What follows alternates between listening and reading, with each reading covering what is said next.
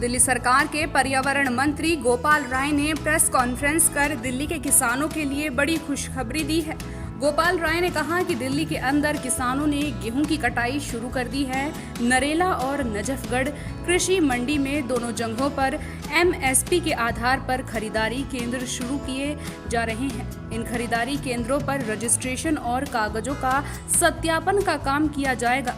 इसके बाद किसानों को कूपन दिया जाएगा और वे जिसके आधार पर अपने गेहूं को FCI को बेच सकेंगे। यहां काउंटर सुबह 10 बजे से शाम 5 बजे तक खुले रहेंगे।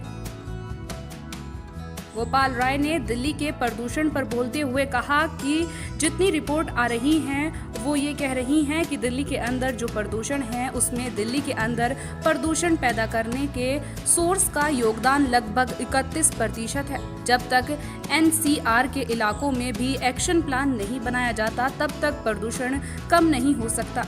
इसके लिए हम केंद्र सरकार और केंद्रीय पर्यावरण मंत्री से बार बार निवेदन कर रहे हैं कि इसके लिए एक संयुक्त बैठक बुलाई जाए और सरकारें मिलकर एक ज्वाइंट एक्शन प्लान बनाएं।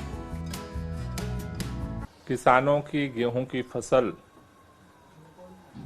की कटाई शुरू हो चुकी है।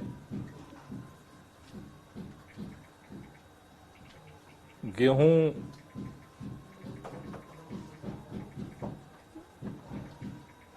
की MSP के आधार पर किसानों के बिक्री केंद्र की दिक्कतें हर साल कुछ कुछ होती रहती हैं।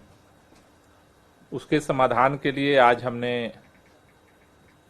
FCI, कृषि विभाग, मंडी, रेवेन्यू के अधिकारियों के साथ संयुक्त बैठक की, जिससे किसानों को गेहूं बिक्री में दिक्कत ना हो।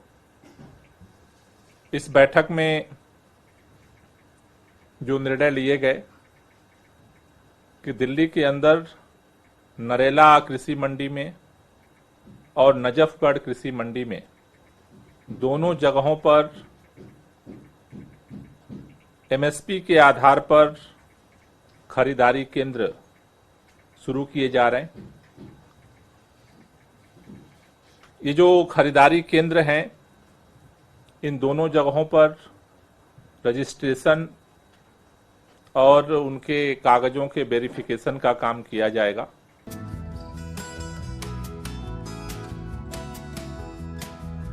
गोपाल राय ने कहा कि गांव के विकास के लिए दिल्ली सरकार ने 200 करोड़ का बजट निर्धारित किया है। अभी तक पिछले साल लगभग 826 प्रोजेक्ट को बोर्डों ने मंजूरी दी है।